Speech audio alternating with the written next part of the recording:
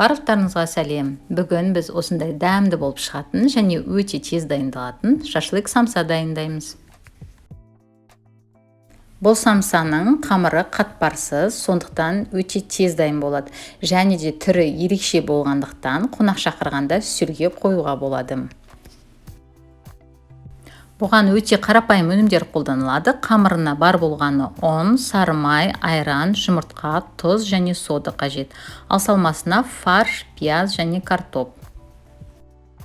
Біріншіден бір ыдысқа ұнымызды саламыз және оның ортасына барлық керек айран, сары май, жұмыртқа, тұз және соданы салып, жақсылап араластырамыз. Қамырымыз қатты тығыз болып шықпау керек. Оны жақсылап илеп, салафанға салып, 20-25 минутқа бөлме температурасына қойып қоямыз. Енді самсаның салмасын дайындаймыз. Тартылған етке теркадан өткізілген картоп, ұсақталған пияз, тұз, бұрышымызды қосып, жақсылап араластырамыз. Ендігіде салмамызды таяқшаға видеодағындай орналастырамыз.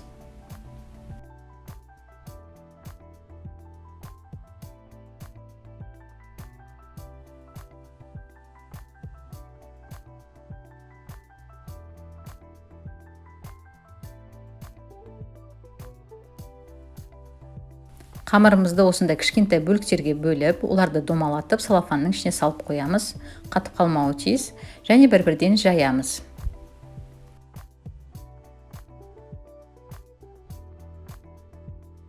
Енді ортасына салмасын салып, осылай шеттерін бірдей бөліктерге кесеміз. Содан соң видеодағындай осылай айқастырып, әдемілеп формасын жасаймыз.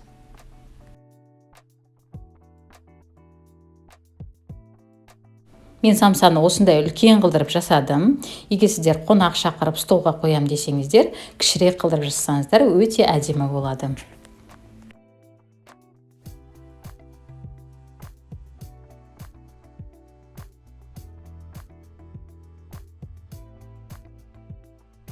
Енді пеште 180 градуста 35-40 минут пісіреміз.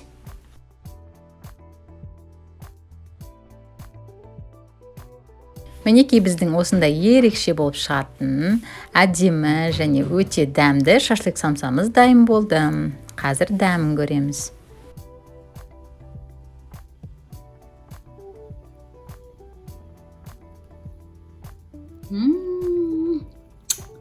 Керемет болып піскен ғой.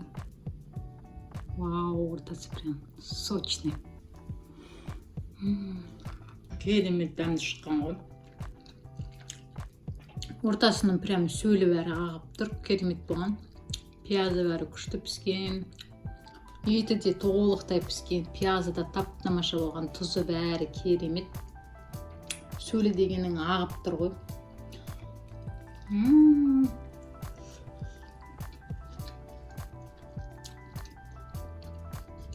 Керемет. Ерекше және честасы жай самсаларға қарағанда өте тез дайын болады. 20-25 минут жеткілікті. Керемет, міндетті түрде жасап көріңіздер. Назарларыңызға рахмет. Бүгінгі рецепт сіздерге ұнады деген ойдамын.